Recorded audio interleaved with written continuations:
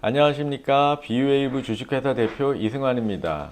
오늘은 또 재미있는 사례를 하나 가지고 왔는데요. 제가 이 사례에 대해서 들은 정보는 10대 중반의 여성이라는 것, 그리고 자살 시도를 해서 아마 병원 치료를 같이 받고 있지 않나 생각은 되는데, 자살 시도를 했으니까 이제 그런 경험이 있고 그런 문제 때문에 심리상담센터에서 상담을 하러 왔던 케이스인데, 한 2개월 간격으로 2번을 찍으신 것 같아요. 그래서 이 내담자의 그런 마음결 베이직 결과가 어떻게 변했는지에 대해서 같이 이제 살펴보고, 그 결과의 의미에 대해서 제가 설명해 드리도록 하는 시간을 갖도록 하겠습니다. 한번 보실까요?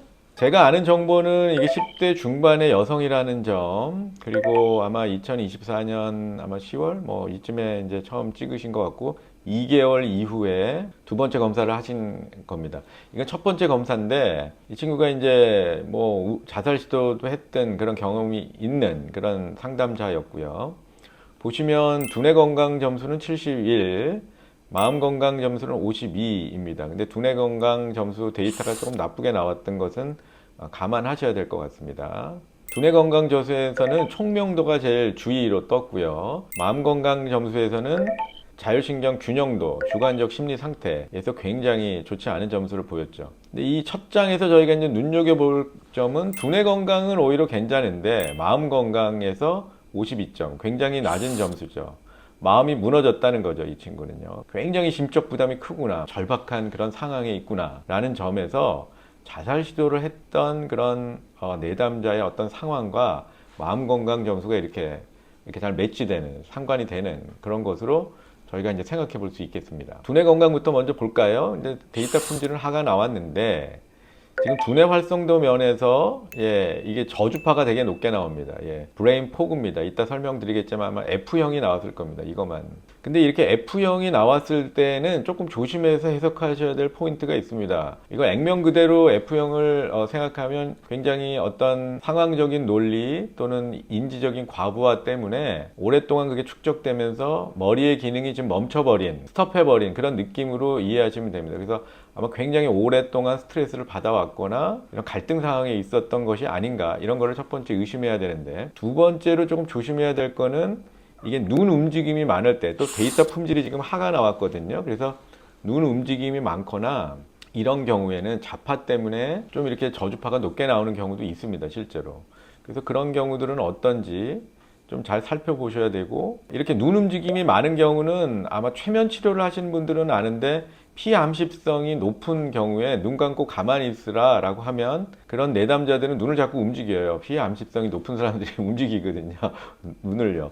그런 경우에도 이게 본인은 F형, 이 저주파가 높을 게 아닌데 이 눈 움직임, 안구 운동이 과다하게 일어남으로 인해 조금 F형처럼 브레인 포그처럼 나올 수 있다는 점도 염두에 두시고 결과를 해석하셔야 됩니다. 근데 어쨌거나 이 내담자의 경우에는 극도의 어떤 심리적인 스트레스 상황을 반영하는 것이 아닌가, 이렇게 의심해 볼 수 있습니다. 두뇌 유연성은 적당해서 약간 지금 이제 죽느냐 사느냐, 나는 이제 어떻게, 난 살기 싫어, 죽어야 될 것 같아, 이렇게 유연성이 좀 떨어지는 그런 상황을 보이고요. 총명도 면에서도 굉장히 떨어졌죠. 지금 브레인 포구 현상에 가까운 그런 증거라고 보고요. 균형도 면에서는 오히려 이제 자포자기가 되면 균형에 맞게 돌아옵니다. 그래서 이건 좌나 우나 치우치지 않고 조금 균형에 맞게 들어왔고요. 반면에 마음 건강 점수가 굉장히 좋지 않게 나옵니다. 이거 보시면 전체 자율신경 활성도는 조금 뭐 맞는 것처럼 됐는데, 보시면 이제 빨간 거, 이렇게 VLF나 LF가 이제 지금 감소되는 경우로 보이죠. 이게 보통 LF가 감소되는 것이, 여기서 보시면 이 부교감신경, 교감신경 감소하고 상관이 있는데요. 이게 LF는 보통 교감신경의 활성 지표이기 때문에 그렇습니다. 그리고 이제 교감신경의 활성이 감소됐다는 것은 부교감신경이 높다는 건데, 이 아래 보시는 것처럼 이게 만성적인 스트레스에 있을 때 이렇습니다. 그래서 스트레스가 급성일 때는 보통 교감이 높아져요. 근데 이제 스트레스가 오래오래 지속되면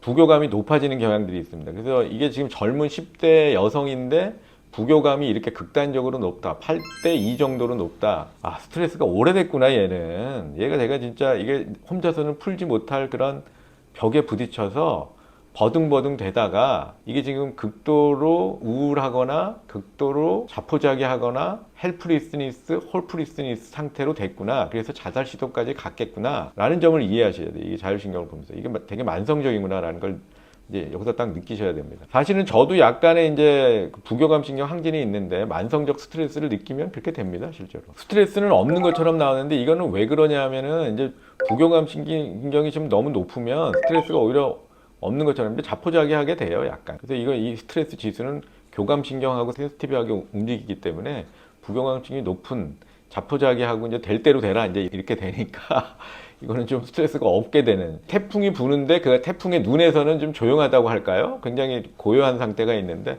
그런 상태를 반영하는 겁니다. 주관적 심리 상태 보시면 굉장히 높죠. 나는 너무 우울해, 너무 불안해라고 스스로 체크했어요. 그래서 이제 이 점수가 과도하게 올라갔고요. 자기 이해도는 이제 주관적인 것과 생체 신호가 좀 불일치하는 그런 경향들을 보여서 낮게 나왔습니다. 결과 통계를 보면 두뇌 건강 지수는 보통보다 약간 낮고요. 마음 건강 지수는 매우 낮게 나왔죠. 또 자기 설문지 점수를 극단값으로 줬기 때문에 이 마음 건강 점수가 낮아진 경향이 있습니다. EBSI를 보면 두뇌는 안정형이 나왔고요. 마음 건강에서는 우울형이 나왔죠. 부교감신경이 너무 증가되어 있어서요. 자, 이 친구가 2개월 후에 어떤 치료를 받았는지는 모르겠지만 2개월 후에 어떻게 변했는지 한번 살펴볼까요? 2개월 후에 이 친구의 결과입니다.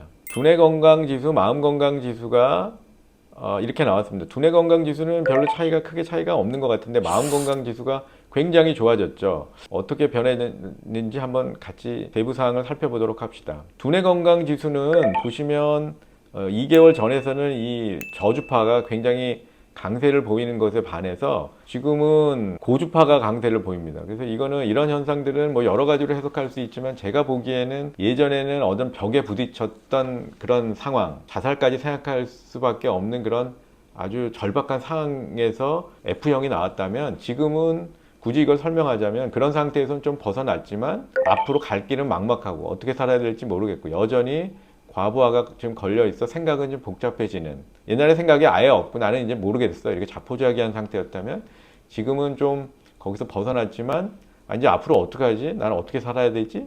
10대니까 그런 상황에 직면된 거 아닌가 이렇게 추정해 볼 수 있습니다. 그 다음에 두뇌 유연성은 좋아졌죠. 저는 자살을 생각할 때는 부족했는데 지금 생각이 많아졌죠. 오히려 이걸 봐도 이 친구가 이제 생각을 좀 하는구나. 예전에는 노 아이디어였는데 지금은 아이디어가 있죠. 근데 길을 못 찾죠. 잘 이런 경우에도 두뇌 총명도에서도 여전히 좀 아직은 낮게 나옵니다. 두뇌 균형도 면에서는 이 친구의 원래 성향일진 모르지만 조금 우상향으로 가고 있습니다. 그래서 적극적이고 활동적이고 약간 충동성이 있는 이제 그런 상황으로 약간 움직이는 것 같아요. 마음건강지수에서는 약진이 두드러진데 아까 50 몇 점이었는데 지금 73점 나왔습니다. 근데 아이러니컬하게도 활성도는 더 줄어들었습니다. 이제 자기가 생각하기 시작하고 상황을 인식하게 되면서 자율신경 활성도는 줄어들었는데 그래서 약간 위험이 나왔는데 이 균형도 면에서는 좀 안정을 찾아가고 있습니다. 그러니까 극단적인 우울 성향에서 조금씩 힘을 찾아가면서 부교감은 줄어들고 교감이 늘어나는 그런 형태로 조금 바뀌고 있다는 점은 긍정적입니다. 그렇지만 아직까지도 불안한 게 자율신경 활성도가 굉장히 떨어져 있어요. 이거를 증진시키는 그런 활동이나 프로그램을 적극적으로 더 해야 된다. 저는 이렇게 생각합니다. 스트레스 상태는 보통으로 나왔고요. 저항도는 좀 떨어지게 나왔습니다.